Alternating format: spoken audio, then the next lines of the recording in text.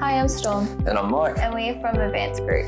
What are we talking about today, Storm? We're talking about this yellow peel and stick tactile. Yep. Where would you use this tile?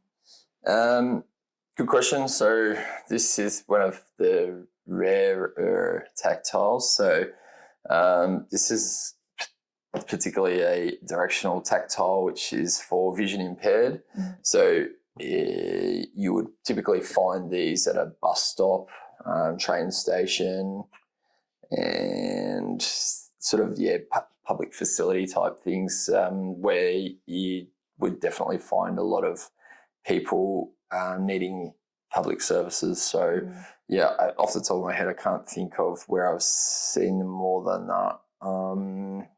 They're the main ones that I can think of from memory. Yep. And what's the measurements for this tile? Does it come on its own when you buy it as one? Yep. So they're sold individually. So this particular tile is 300 mil square, and then depending where you measure it, 5 to 10 mil or something. Mm-hmm. Thick. And how do you apply it? So this particular adhesive that's on this is called butyl. And so that's a special adhesive that can stick to most things. It's very sticky. You peel off the backing and then you stick it down. You've got to really stomp on it hard or press down hard to make it adhere. So it's kind of like the harder you press, the better it's going to stick. So, it's the kind of thing you could stomp on it or hit it down with some wood or something. Yep. Yeah.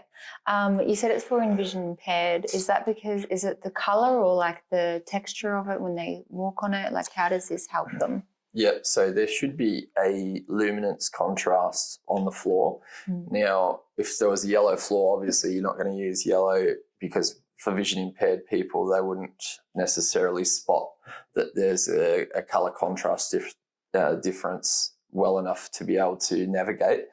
So sometimes people with some vision impairment, they might have 10, 20, 30% vision, but it might be blurry. And so they can see contrast sometimes, but they might not be able to make out physical shapes or you can imagine like some of the limitations that they might have. But basically there's two different contrasts that people talk about. One is colour contrast and one is luminance contrast. Now, for people that have normal vision, then the colour contrast is obvious, so black and white, etc.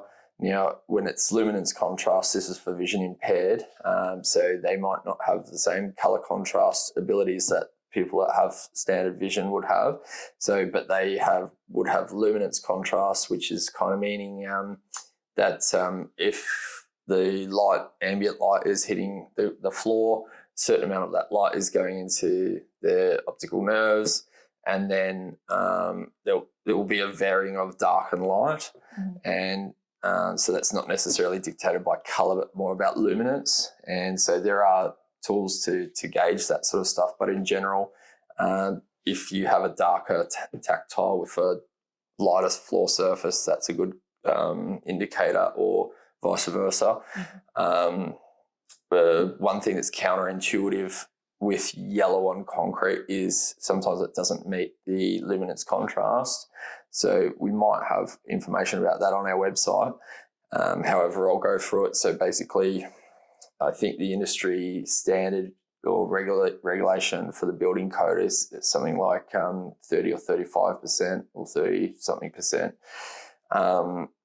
luminance contrast. Now, sometimes yellow doesn't meet luminance contrast when it's on concrete, and so ivory has a much better luminance contrast when it's on concrete than yellow, and something you should really be aware of. Now, if you have any queries about that sort of thing, obviously you could either talk to our sales staff or talk to WorkSafe or talk to disability regulation bodies in Australia. They have a website and some contact details, etc. They have a lot of good information on their website. It might be on our website too, but some people, think that you should be putting yellow on concrete, and probably I wouldn't recommend it. Yeah. What's this tile made out of? This is a special polyurethane blend. So there's different materials that get used for tactiles. We sell a lot of the different materials on our website. Now, being that it's going on the ground and oftentimes outdoors in the elements and getting a lot of people walking on it, it needs to be of a certain property that is going to be able to last a long time in those sort of harsh environments. And so I would be very careful with going with a cheap tactile that's not a quality product or a brand name product, because with UV and things like that, they can deteriorate pretty rapidly. And then having to replace it would be a pain, costly, time consuming, etc. And so it's something to be aware of that. On our website, obviously, we've had a lot of involvement with the manufacturers to make sure that it's a high quality product and it's going to last, and that we're not going to be having to get warranty claims or whatever, because it's inconvenient and it's not good for anyone to have to go back to site and do that. So this is a polyurethane. Now, it's got an anti-slip property on it, so it's going to be durable because you don't want that to wear down. And you want that anti-slip property to be good for as long as the lifetime of the product, so that people aren't slipping on it if it's wet. And the UV properties in these are really, really high, or good for a sort of any of the poly type polymers. If it doesn't have enough UV stabilizer in it, then it's not going to last in the outdoors. So obviously it's got a lot of UV stabilizer built into the product. And it's also, I think I've already mentioned, durable. Yeah. How many years would you say this would last outside for? So from memory, I think this is guaranteed or warranted for 3 years. However, I would anticipate this would probably last plus or minus 10 years. Now, obviously, different environments with different amounts of traffic on it, it's going to last, more or less time. And, obviously UV as well can play a part. So, I wouldn't be surprised if this would last 10 years. Yeah. When buying, is it just one tile only? Yeah, so they're sold individually. Yeah. Because this is a directional tactile, not a hazard tile, we'll probably sell this a bit less than the hazard tiles, maybe even 1% or less of the range of tactiles, because they get used less.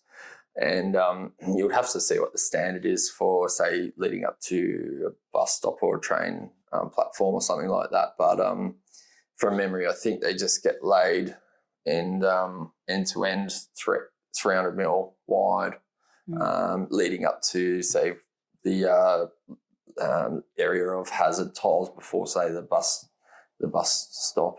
Yeah, something like that. If they did need to buy like a lot of them, could they get a discount for buying so many? Yep. So as with any product on our website, you can get bulk discounts automatically. If you want to know what those discount rates are, you can press the button on every product page which says about the price breaks for different quantities. So once you get 5, 10, 20, 50, 100 or whatever it is, the prices come down. And also you can get further discounts on top of that if you are a trade customer and if you have pre-registered for automatic online discounts. So you can contact our sales staff for that. Once they set you up with it, you can log in, you'll see your price, and then press the button to see what's the price breaks for bulk quantities. Yeah. Does someone need to go out regularly and like clean them to keep their grip there? Over time would mud like build up on it and it might not work as well? I haven't heard of that service. Now, obviously in every civil department or area or location, etc., you do have people doing things like cleaning and maintenance and things like that. Now, if there is a lot of some sort of dirt or something in one area, I'm thinking that it possibly might get cleaned up by some sort of contractor. It's not a service that I've heard of people going around to clean these. So I don't think it's been something that's ever been talked about that I've had a conversation with anyone about. But I'm sure that in, particularly problematic situations that councils often do stay on top of things like that as a matter of courtesy for the public anyway. Yeah, absolutely. Yeah. And for hazard reasons as well. Is there anything else we need to know about the product? I can't think of anything off the top of my head right now. Obviously, it comes in a range of colours. Yellow is probably one of the more common colours you'll probably see out and about. Yes, there is one thing. As far as the butyl adhesive goes, it's really good for sticking onto a range of flat surfaces. There's a couple of exceptions, which would be fresh concrete, which might off-gas for the first month, or rough surfaces, either like bitumen, asphalt, or rough concrete. Damp concrete that's always sort of getting damp, or always, because concrete is porous. Say, for example, if it's in a little divot or whatever where water's sort of pooling, then you might find it a bit harder for it to stick down. In those situations, you can either put mechanical fixings in the corners, or we sell a polyurethane tin foil sausage adhesive. Now, as opposed to a caulking gun, which most tradies would be used to using, the foil sausages that we sell can go into a sausage gun. They're available at any hardware store. I don't think we sell them, unfortunately, but they're about $10 at a hardware store. And when you use foil sausage rather than the caulking gun, it's probably about half the price. I guess even if you didn't have a sausage gun, you could always just cut the foil open and spatula it on, but it's a bit messy, so maybe not. But with the urethane adhesive, we would typically put it on, say, for example, asphalt or bitumen or rough concrete. I don't know if we'd really use it many other places, but it needs to be tack dry before you stick this down. Just be very careful about sticking things down onto urethane when it's hasn't been tack dry, because it does off gas and this and that. So once you put it down, you can sort of touch it with your finger, and if your finger's not pulling the adhesive up in a string, then it's tack dry, and then you can stick these down and stomp it down hard. So typically that's 2 to 3 hours depending on the weather. So if it's a cold winter day, it might be 3 hours. If it's a warm summer day, it might be 2 hours. And that's really important that you spread out that urethane on the ground, or whether it's asphalt or rough concrete. Wait those 2 to 3 hours when it's tack dry, then put these down. So if you've got that time and the ability to block off the area and do that, then that's a great way to stick these down, obviously, and sort of time efficient if there's if that's the best way, if you've compared all the different options for how to put it down. But I'm more than happy to do that most of the times. Yep. Yeah, awesome. So that's probably about it. We sell this at www.advancedgroup.com.au, and if you like the video, you want to see more videos like this, please hit like and subscribe. Thank you for watching. Thanks, bye. Bye.